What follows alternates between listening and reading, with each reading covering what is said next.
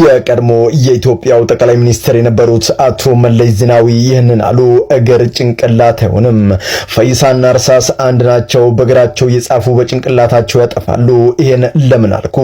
ብዙዎቻችሁ እንደምታውቁት በአንድ ወቅት በኦሮሚያ ብሎም በህዝቡ ላይ የሚደርሰውን ግፍ በመቆም በዓለም አደባባይ በእጁ የታስረናል ምልክትን በማሳየት ድምጽ የሆነ ሲሆን ከጊዜ በኋላ ግን ያመጣቸው አመሎች እንዲሁም የሚታዩት ትቢቶች እጅግ በጣም ገዝፎ በመውጣት ህዝቡን አማረውታል። ታዲያ ይህን ተከትሎም አትሌቱ በያዘው ቬት መኪና ጠጥቶ በፍጥነት ላይ በማሽከርከር ላይ ሳለ በጀሞ አካባቢ በሁለት ሰዎች ላይ ከባድ ጉዳትን አድርሷል።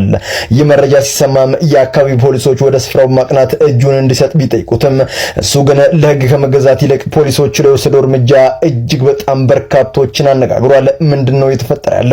በጋራ እንመለከተዋለን። ሰላም ሆናችሁ ዛሬ እንግዲህ በመነፋፈቅ አብረን እዚህ ተገናኝተናል። በዚህ ሳምንትም እንግዲህ እያነጋገረ የሚገኝ አንድ አትሌት አለ። ይህም አትሌት እንግዲህ ጀሞ ላይ ሁለት ሰዎችን መቅጨቱንና ፖሊሶችን አስፈራርቶ ማለፉን ከዚህ ቀደም በነበረው ቪዲዮ ላይ ተነጋግረንበት ነበር። ይቺ አጋጣሚ ብዙ ነገሮችን እያመጣች ትገኛለች። የነቀነኒን ፋይል እስከ መቀስቀስ፣ በተጨማሪም ያለመከሰስ መብቱን ከየት ነው ያመጣው የሚሉ ጥያቄዎችም እየተነሱ ይገኛሉ። በተለያየ ሶሻል ሚዲያ ላይ ይሄ ነገር እየተሰራጨና በጣም ትልቅ ችግር ሆኖ እየተነገረ ይገኛል። በእርግጥም ትልቅ ችግር ነው። ምክንያቱም አንድ አትሌት ማለት በተለይ ኢትዮጵያ ውስጥ ያሉ አትሌቶች ምን አይነት ክብርን ለኢትዮጵያ እንደሰጧትና ምን አይነት ደግሞ እንቁ መሆናቸውን ሁላችንም እናውቃለን። ታዲያ ይህ ነገር በአሁን ሰዓት እየተመናመነ እንደመሆኑ መጠን በአጋጣሚ ደግሞ እንደዚህ አይነት ነገሮች ሲፈጠሩ በእንደዚህ አይነት መልስ ምን አገባችሁ የሚሉ መልሶቹ ህዝቦችን በጣም እያንጫጫ ይገኛል። በመጀመሪያ ግን ለእናንተ ወዳዘጋጀውላችሁ ሽልማት እንለፍ። ይህንንም ሽልማት በተከታታይ እስካሁን ድረስ ስነግራችሁ ቆይቻለሁ። ትላንትና አንድ እህታችን በልታ አመሰግናለሁ ብላ እንግዲህ ኮሜንት ላይ እንደዚህ ተናግራለች። ብሩን አልወሰደችም። ብሩን ሳትወስድ ግን ማመስገኗ እኔም ደስ ብሎኛል። እኔም ላመሰግን ወዳለሁ። ግን ብርሽን ከፈለግሽ አሁንም ልታናግሪኝ ትችያለሽ። ለማንኛውም ለሁላችሁም ሰብስክራይበሮቻችን ምስጋና እያቀረብን በተከታታይ 3 ቪዲዮ ሽልማቱን ከፈለጋችሁት በተከታታይ 3 ቪዲዮ ላይክ ኮሜንት ካደረጋችሁ እንደዚሁም ሰብስክራይበርነታችሁን ይዛችሁ ከቆያችሁ ተሸላሚ የመሆን ቻንሳችሁ በጣም ሰፊ ነው። ጣፍ እንደሚለው ሰው የአፉን ፍሬ ይበላል ነውና በመጀመሪያ ግን ብዙዎችን አሳዝኖ የነበረው የኢቢኤስ ቲቪ አስተዳዳሪ ወይም ደግሞ መስራች የአቶ አማን ህልፈተ ህይወት ወይም ደግሞ የቀብር ስነ ስርዓታቸው ሐሙስ 9 ሰዓት እንደሆነ ተነግሯል። ሙት አይወቀስም፣ ስላረፈ ሰው ክፉ ነገር አይባልም የሚባል እንግዲህ የሀገራችን ባህልም አባባልም አለና አቶ አማን ፍስሐ ጽዮን የኢቢኤስ ዋና ስራ አስፈጻሚ በቅርቡ ማረፋቸው ይታወቃልና ከእሳቸው ማረፍ ጋር በተያያዘ ሁሉም ሰው የሚያውቃቸው ኢቢኤስ ውስጥ የሰራ ሰው ሁላ በጣም መልካም ነገር ነበር ሲጽፍ ቪዲዮዎች ላይ ኢንተርቪዎች ላይ ሰማ የነበረውና ከዛ ጋር የተገናኘ መስሎ ነበር አለ አይደል? ይሄ ስለሞተ ሰው ክፉ አይባልም ከሚለው ባህላችን ጋር መስሎ ነበር። ከዛ ግን ሲበዛብኝ በቅርብ የሚያውቋቸውን አብሯቸው የሰሩ የተወሰነ ማውቀው ሰው ነበርና ጠየቁኝ። የምርም የሚባለው ነገር እንደዛ ነው? የምርም በዛ መጠን መልካም ሰው ነበረ ወይ? ሁሉም ሰው ስለሱ ጥሩ ነው እንትን የሚለው ስላረፈ ነው ወይስ የምርም እንደዛ አይነት ሰው ነበር? እየተጠየቅ ያገኘሁት መልስ አይ በቃ በጣም ጥሩ የሚዲያ ባለሙያ፣ ጥሩ አስተዳዳሪ፣ ጥሩ ሜንተር፣ ከሰራተኞቹ ጋር ጥሩ ግንኙነት ያለው፣ በቻለው መጠን በጎ ለመሆን የሚሞክር እንደ ይሄ የበላይና የበታች ነገር ሳይሆን በተቻለ መጠን ሰራተኞቹ እንዲቀርቡት ለማድረግ የሚሞክርና ሌሎች በጣም ደስ የሚሉ ስቶሪዎችን ሰማሁኝ እንግዲህ ከማውቃቸው ሰዎች ስለ አቶ አማን ፍስሐ ጽዮንና ሌሎችም እንግዲህ ትላልቅ እንዲህ ፓወር ፖዚሽን ላይ ትላልቅ ድርጅቶችን የሚመሩ ሰዎችን ከሳቸው ቢማሩ ጥሩ ነው ብዬ አስባለሁ። በሚገርም ሁኔታ እንደዚህ አይነት ደጋግ ሰዎች ባሉበት ሀገር በጣም በሚገርም ሁኔታ ያላግባብ ፓወራቸውን ወይም ደግሞ ገንዘባቸውን የሚጠቀሙ ሰዎችም እንዳሉ እየተረዳን እንገኛለን። እንደሰማነው እንግዲህ አትሌቱ ሰሞኑን ካደረጋቸው ነገሮች መካከል ሁሉም ህዝብን እያበሳጩ ይገኛሉ። ግን ይህ ነገር የመጀመሪያው እንዳልነበረም ከዚህ ቀደም በነበረው ቪዲዮ ነግሬያችሁ ነበር። ፈይሳል ሰክሮ ሰፈር እየበጠበጠ ነው፣ ጎረቤቶቹን ደብድቧል፣ በመከላከያ ታርጋ ይሄዳል የሚል ዜና አሰራጭቷል። ሶስቱንም መልስልኝ። 3 አንኳር ጉዳዮች ናቸው ያነሱት። ተመልክተዋል ወይ? በመጀመሪያ ግን እኔ ብዙም እንዴት አየው? መጀመሪያ ምንም አልመስለኝ። ምክንያቱም ሰው ላከልህ ወይስ ራስህ አይቻለሁ በራሴ ብሰክርስ በራሴ ብር ነው የምታመመው እኔ ነኝ። እንደገና ደግሞ የመከላከያ ምናምን መከላከያ ማጥረሻ ፈልጎ ነው እንጂ እኔ መከላከያ ነበርኩት 10 ዓመት በፊት ነው ከወጣሁ ማለት ነው መከላከያ። በዚህ ቪዲዮ ግን ለሁላችሁም የሚሆነው ጸሎቴና ምኞቴ መኪና አደጋ እንዳይደርስባችሁ ነው። ከደረሰም እንደዚህ አይነት ሹፌርም ሆነ አደጋ የሚያደርስ ሰው እንዳይገጥማችሁ ከልብ የመነጨ ጸሎቴ ነው። በዚህ ጾም እንዲህ እስክንባል ድረስ እግዚአብሔር ይስማን። ያ ድሃ ተጣራ፣ እግዚአብሔርም ሰማው። ደርሶ ስላንኳኳ ከጸባኦት እንባው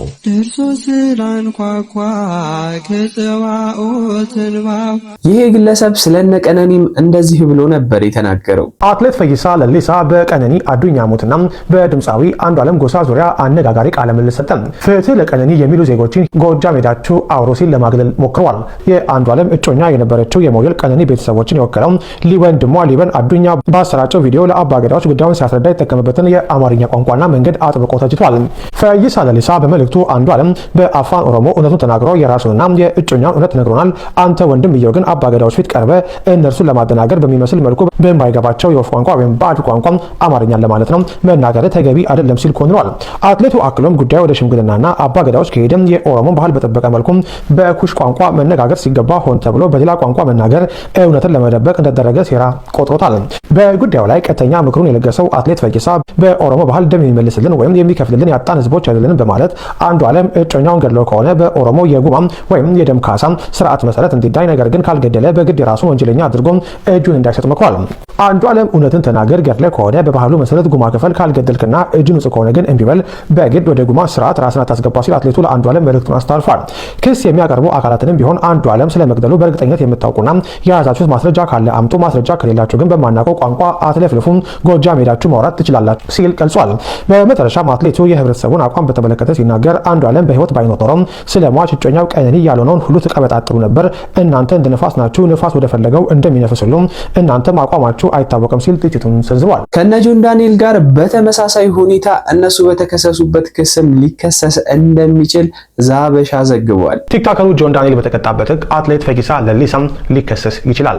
ጉዳዩን ከህግ አኳያ እንመልከተው። የጦር መሳሪያ አጠቃቀምና የዛቻ ወንጀል በጸጥታ ኃይሎች ላይ መሳሪያ መምዘዝና ዛቻ መሰንዘር እጅግ ከባድ ህጋዊ መዘዝ አለው።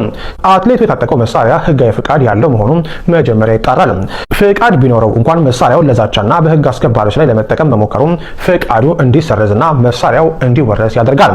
በስራ ላይ ባሉ የፖሊስ አባላት ላይ መሳሪያ መምዘዝና በመንግስት ስራ ላይ እንቅፋት መፍጠር እንደዚሁም የመንግስት ሰራተኛን በስራ አጋጣሚ ማስፈራራት በሚሉ ወንጀሎች ያስቀጣል። ቲክቶከሩ ጆን ዳንኤል በተቀጣበት ህግ ማለት ነው። 3 ህግን መናቅና የፍትህ ሂደትን የማደናቀፍ ውጤትም ማን እንደሆንኩ አታውቁኝም የሚለው ንግግርና ከፖሊስ ቁጥጥር ማምለጥ የህግ የበላይነትን የመጣስ ፍላጎት የሚያሳይ ነው። ይህም ፍርድ ቤት ጉዳዩን በሚመለከትበት ወቅት ለተከሳሹ የሚሰጠውን የዋስትና መብት ሊያሳጣው ይችላል። ተከሳሹ ሊሰወር ይችላል የሚል ስጋት ስለሚፈጠር አትሌቱ በቁጥጥር ስር ሳይውል ከአገር ጥሎ ወጥቷል የሚለው መረጃ ከጠናከረና በዛው ከቀረም በኢንተርፖል በኩል ዓለም አቀፍ የመያዣ ትዕዛዝ ሊወጣበት ይችላል። በሌለበት ክስ ተመስርቶም የፍርድ ሂደቱ ሊቀጥል ይችላል። ወደ አገር ቤት በሚመለስበት ጊዜም ወዲያውኑ በቁጥጥር ስር እንዲውል ይደረጋል። አትሌቱ ቀደም ሲል የነበረው ዝናና ለሀገር ያስገኘው ክብር በወንጀል ህግ ፊት ከጥያቄ ነፃ ሊያደርገው አይችልም።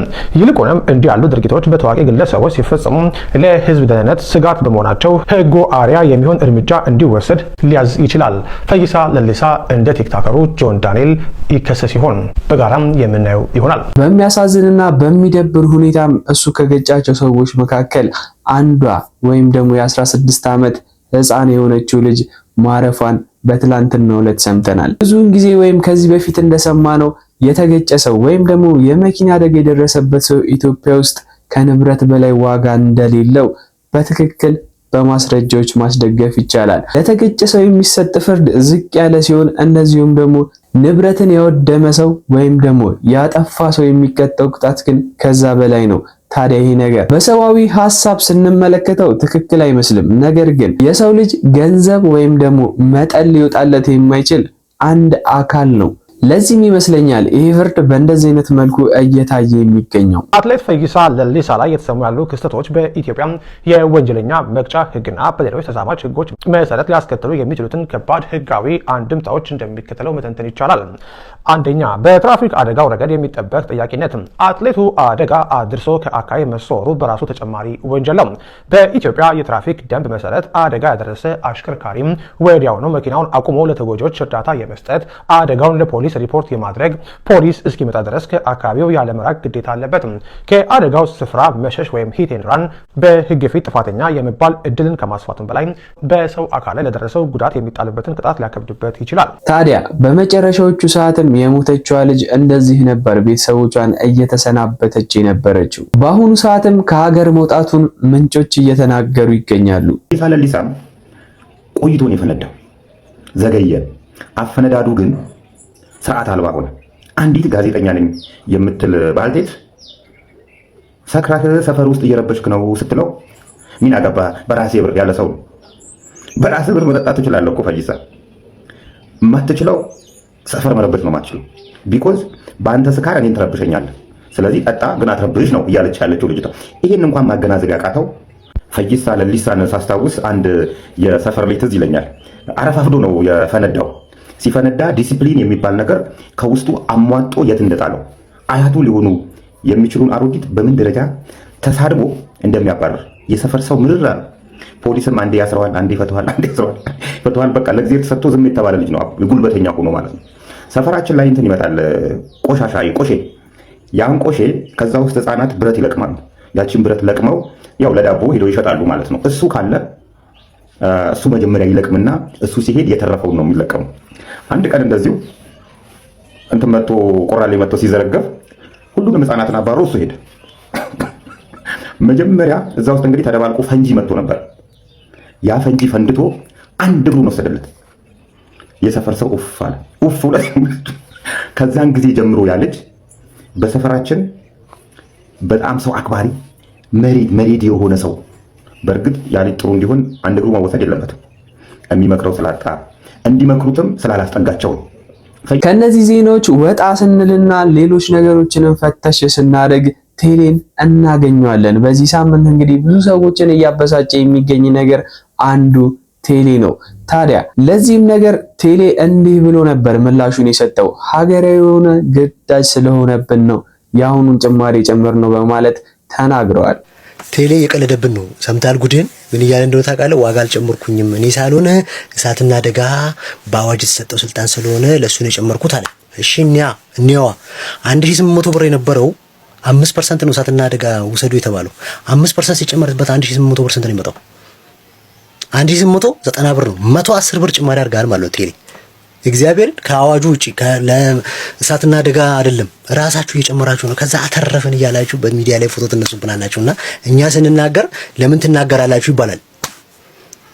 ቴሌ ለምን ትናገራላችሁ? ቴሌ የህዝብ ነው። የህዝብ ምናምን የሚባል ነገር ሼር የለኝም እኔ ቴሌ ላይ የኔ ደም የመጠጠ የምን ሼር ነው የምትሉት እናንተ? እዚሁ ከፍተኛ አመራራቹ ናችሁ በደሞዝ መጨረሱት እስከ እንዴ 600 700 ሺህ ብር ደሞዝ እኮ አለ። ጥቅማ ጥቅም ብቻ እኮ የሌለ እኮ ነው። እናንተ ናችሁ የምትጠቀሙበት። የቴሌ ትርፍ የኢትዮጵያ ህዝብ ምንም ያገኘው ነገር የለም። በአገልግሎትም እንደምታዩት ነው። ገጠር እየተዳረሰ አይደለም። ገጠር እሱ አይደለም መብራትም የለምና ዝም ብሎ እዚህ ከተማ ላይ ተረፈለ ማለት ነውና ቴሌ ነው ይጨምርክብን። እሳትና አደጋ 5% ነው ጨምራለሁ ያለው። እናንተ ግን ከወራዊው የኢንተርኔት ፓኬጅ ላይ 110 ብር የተጨመረው በቴሌ ነው። በዚህ 2 ወር ውስጥ ብቻ ለሁለተኛ ጊዜ ዋጋ ጭማሪ አድርጋል ማለት ነው። ለአዋጁ አይደለም እሳትና አደጋማ አዋጅ ወጣ እኮ በቃ ይጨምራል ተባለ ተጨመረ። ግን እናንተ እሱን ሰበብ አድርጋችሁ እላፊ የጨመራችሁ ብንላያችን ላይ እኛ ደደብ አይደለንም እኮ አልናችሁ። እግዚአብሔር የኢትዮጵያ ህዝብ ሁሉ ነገር አምነን ስለምንቀበል ህዝቡ ግን እንደሰማነው ሐሳቡን መስጠቱና አላግባብ መሆኑን እየተናገረ ይገኛል። እስረኛም አልበላም በማለት ድምጹን ያሰማል በማለት የተናገሩም ሰዎች አሉ። እንዴት ዝምታን መረጥን? ተስማምተንበት ነው ወይ ይህንን ነገር ለግብይት ያቀረብ ነው? ህዝቡ እኮ አይችልም በማለት እየተናገሩ ያሉ ሰዎች አሉ። ቴሌ ምን እያደረገ ነው? ቴሌ ምን እየሆነ ነው ያለው? እንዴ እስር ቤት እንኳን እስረኛ እኮ ምግብ አንበላም ብሎ ያምጻል፣ ይጮሃል ምናምን። እንደኛም ምንጩ እንጂ በሉ ወይስ ተስማምቷችሁ ነው እንዴ? ቴሌ ምንድነው በየጊዜው እየጨመረ ያለው? ተቸገርኩኝ እኔ እንዴ። ለእናንተ ቤቱ ጋር ድረስ በእነሱ የተነሳ ለዚሁም ለዚህ ለቀረፈፈ ኔትወርክ እንዴ በሉ ድምጻችሁን አሰሙ። ኮፒ ሊንክ አድርጉ ቪዲዮን። በመጨረሻም የቲክቶከሮቹን ጉዳይ ይዤላችሁ መጥቻለሁ። ይህም እንግዲህ የመጨረሻ ጉዳያችን ሲሆን በአሁን ሰዓት ላይ ቲክቶከሮቹን ለማታረቅ ጃኒንና አዶናይን ለማታረቅ እየተደረገ የሚገኝ ነገር አለ። ቆይ አንዴ ይሄን ቪዲዮ አይተን እንመለስ። እንደሚታወቀው በመልካምነትና በጥሩነት እናውቃቸው ጃኒና አዶናይ ከመካከላችን አሉ። ፍቅር ይታገሳል፣ ፍቅር ቸርነት ያደርጋል፣ ፍቅር አይቀናም፣ ፍቅር አይመከም፣ ፍቅር አይታበይም፣ ፍቅር በደልን አይቆጥርም፣ ፍቅር በራሱ ደስ ይለዋል። እኛ ባለጃኖቹ ባለፈው ጥር ወር ላይ የዛሬ ወር ጃኒና አዶናይን ቃል መሐላ አስደርጋችሁ ነበር። አዶናይ ወንድማችን የባለፈውን ቃል መሰረት ማድረግ ፍቅርን ታሳየን ዘንድ ፍቅርን ይቅርባይነትን ታስተምረን ዘንድ እንጠይቃለን። አዲስ ነገርም እንጠብቃለን። መልስ እንፈልጋለን። ይህን ቪዲዮ ለጃኒና ለአዶናይ አርሱላቸው። የማስታረቁ ሐሳብ ትንሽ ከፍ ብሎ ጆን ዳንኤልና ጃኒና አዶናይንም ያገናኘ ይመስላል። በስኬት የሚጠናቀቅ ነገር አይመስለኝም። አዶናይ በሌለበትማ ምንም ነገር እኔ መናገር አልችልም። ነው አላደርገው የማይሆነው እንዴ በጭራሽ እንዴ በፍቅረኛዋ እያለ ከሱ በላይ እኔ ላዝነው እንዴ በጃኒ ኖ ማዘዝ እኮ አይደለም ያለውን ነገር እኔ እናንተን ጨርሳለን። እኔ አዶናይ በሌለበት አላደርገውም። አዶናይ እኮ ጃኒ ባል እንጂ ጉዳይ አስፈጻሚ እኮ አይደለም ነው። ሁለቱም ነው እንዴ ባል ካለ እኔ አሁን ሚስቴ በሌለችበት ተፋታ የለም እንዴ አካሌ ናት። ቀልድም ይባል እኮ አካበድክ። እውነት ነው የምነግርሽ። ምን ያደርጋል በዚህ ጉዳይ ላይ እሱ? እንዴት ነው የማያደርገው? የእሱ ፍቅረኛ አይደለች እንዴ? የእሱ ጉዳይ ከጃኒ ጋር እኮ ነው። ይሄ ደግሞ የሁለቱ ጉዳይ ነው። የኤክስ እና ጃኒ ከማን ጋር ነው የምታወራው? ከኤክሷ ጋር እኮ ነው የምታወራው። አዶናይ መምጣት የለበትም ነው የምትይው? እኔ እሱ እንዲመጣ እኔም አልገኝም እሱ ቢመጣ። ኦኬ አይ ከአንቺ ጋር አትመቻቹ ማለት ከኔ ጋር እኮ አንመቻችም። እኔ የረገጥኩት አለመመቻቸት አይደለም። ኖ እኔ የረገጥኩት ሰው እኮ ነው አዶናይ። ግን በእነሱ መካከልም የተፈጠረው ነገር እንደ ሀገር እያዋረደን እንደሆነና ከባህል ምን ያህል ያፈነገጠ እንደሆነ ለእኛስ ምን አይነት ትምህርት ሊሰጠን እንደሚችል እንደዚህ ሰመረ ባሪያው ተናግሮታል። ከጆን ዳንኤል ጋር ሪሌሽንሺፕ ውስጥ ነበርኩኝ። ግን ሪሌሽንሺፕ ውስጥ ሆነን ጸባችን ነበር የሚበዛው። በጣም ነበር የሚያሰቃኝ፣ በጣም ነበር የሚመታኝ፣ በጣም ነበር የሚያስፈራራኝ። ማለቀስ ሁሉ ተበዳይ አይደለም። ጃኒን ህይወት ላለመበጥበጥ ሪሌሽንሺፕ ላለመበጥበጥ ዝም ብዬ ነበረ። ብዙ ነገር ዝም ብዬ ተቀብዬ ነበር። አሁን ግን እያንዳንዷ ነገር በማስረጃ አሰማችኋለሁ። ይሄ ጎንደር ሆና ደውላ ያወራችኝ ነው። ስሙትና ቀጥላለሁ። እኛ እነስናችሁ ምን አረግናችሁ? እኛ አሁን እኮ ውርደታችንን በነገራችን ላይ የእናንተ ፌለር የኛም ጥፋት ነው። እንደማህበረሰብ ዞር ብለን ጀርባችንን ሳናይ ከየት እንደመጣችሁብን ሳናይ ጓሮ የበቀላችሁበትን ጓሮ ማቃጠል ስንችል ጓሮን በጭራሽ ማስጋጥ በከብት ስንችል ጓሮን ሳር እንዳይበቅልበት ማድረግ ስንችል ተዘናግተን እኛ ስንጦዝ በየፖለቲካው በየምናምን መጣችሁብን። የኛ ይሄ ውርደታችን ነው። በጋራ እኛን አዋርዱን ግድ የለም እኛ እንችለዋለን። መቼም የመጣብን አይደል? እኛ አነስናችሁ ምን በደልናችሁ? እስካሁን የተጫወታችሁብን ነው። የበደልናችሁ ነገር የለም። እንዴት አይነት ማፈሪያ ናችሁ እናንተ! አሁን እኔ እኮ የምድረ ውርጋጥ መጫወቻውን እኮ በቃ ፊታቸውንስ ማሳየታችሁ ታሪቀን እኮ ነው። ሰው አይደላችሁም እኮ ነው ትርጉሙ። ሰው አይደላ ምንም አታመጡም ነው። እውነታቸውን ነው። በሰላም ታክሲ አድርገው ይሄዳሉ፣ በሰላም መኪና ይዘው ያልፋሉ። ላይቭ ገብተው ሰው ገንዘብ ይሰጣቸዋል። ገንዘብ የምትሰጧቸው ሰዎች ገንዘብ ይንሳችሁ መድኃኒዓለም ዘላለም አለማችሁ ለነዚህ ገንዘብ መስጠት በቃ ባለጌ ስፖንሰርድ ነው። ባለጌ የክብር እንግዳ ነው ባለጌ ኢትዮጵያ ውስጥ። አሁን እናንተን አይቼ እኔ አፈርኩ፣ በጣም አፈርኩ። በቃ ምንድነው የሆነው? ምንድነው የታመምነው? ታዲያ በየትኛውም ጊዜና በየትኛውም ሁኔታ ሶሻል ሚዲያ ላይ የሰውን መረጃ ስትለቁ በጥንቃቄና ሕጋዊ በሆነ መንገድ መሆን ይገባዋል። ምክንያቱም ምንም አይነት ነገር አይደለም የራቁት ቪዲዮ፣ አይደለም የሰው ድምጽ፣ አይደለም የሰው ጽሑፍ፣ ምንም ከሰው ጋር የተገናኘን ነገር ሶሻል ሚዲያ ላይ ስናቀርብ ተጠያቂነታችን በጣም ከፍተኛ እየሆነ መጥቷል። ስለዚህ ጥንቃቄ እንደሚገባንና ስለራሳችንም ሆነ ስለዛ ሰውዬ በአግባቡ ልናስብ ይገባል ብዬ ማስተላለፍ እፈልጋለሁ። የራቁት ቪዲዮ እለቅብሻለሁ ብሎ ሲያስፈራራሽ አንቺ ደግሞ ይሄን ቪዲዮ ላኪለት። ሰላም ደጉላው ነኝ። ሁላችሁም ይሄንን ቪዲዮ ሼር፣ ኮፒ ሊንክ፣ ሪፖስት እያደረጋችሁ በተለይም ደግሞ ለሶሻል ሚዲያ ተጠቃሚዎች ላኩላቸው። እንግዲህ በሀገራችን ከቅርብ ጊዜ ወዲህ በተለይም ደግሞ በወጣት ወንድና ሴት መካከል የሆነ ግንኙነት ከተፈጠረ በኋላ ይህ ግንኙነት ሰላማዊ ባልሆነ መንገድ በሚጠናቀቅበት ጊዜ አንዳቸው የሌላኛቸውን ምስጢር በመያዝ ይሄንንም በሶሻል ሚዲያ በመልቀቅና ለመልቀቅ በማስፈራራት እንደሚያሳዩ በአብዛኛው እንመለከታለን። ታዲያ ይሄንን ጉዳይ በተመለከተ መታወቅ ያለበት በሀገራችን የኮምፒውተር ወንጀሎችን ለመደንገግ በወጣው አዋጅ ላይ በተለይም በሰዎች ነጻነትና ክብር ላይ የሚፈጸሙ ወንጀሎች ተብሎ በተደነገገው ክፍል ላይ አንድ ሰው የሌላ ሰው ምስል፣ ተንቀሳቃሽ ምስል ወይም ደግሞ ማንኛውም የጽሁፍ ነክ የሆነ ጉዳይ በሶሻል ሚዲያ ለመልቀቅና ይህንም ሲለቀቅ ከባድ ጉዳት በተበዳዩ ላይ ወይም ደግሞ በቤተሰቡ ላይ የሚደርስ እንደሆነ እየተናገረ የዛተ ያስፈራራ እንደሆነ በ5 ዓመት ጽኑ እስራት እንደሚቀጣ ተደንግጎ ይገኛል። ከዚህም ባሻገር የአንድን ሰው ክብር፣ መልካም ስምን የሚያጎድፍ ነገር በዚሁ በሶሻል ሚዲያ የለቀቀ እንደሆነ ከ3 ዓመት በማይበልጥ እስራት እንደሚቀጣ ተደንግጎ ይገኛል። ስለዚህ እንዲህ ያለ ነገር እንለቅባቸዋለን በምትባሉበት ጊዜ መደንገጥ፣ መፍራትና ራስ ላይ ሌላ እርምጃ መውሰድ ሳይሆን በተቻላችሁ አቅም ማስረጃ በማሰባሰብ ተረጋግታችሁ እንድታስቡ እመክራለሁ። ማስረጃ እንዴት እናሰባስብ? በውስጥ መስመር በዛሬ ይዤላችሁ የመጣኋቸው ቪዲዮዎች እነዚህ ነበሩ።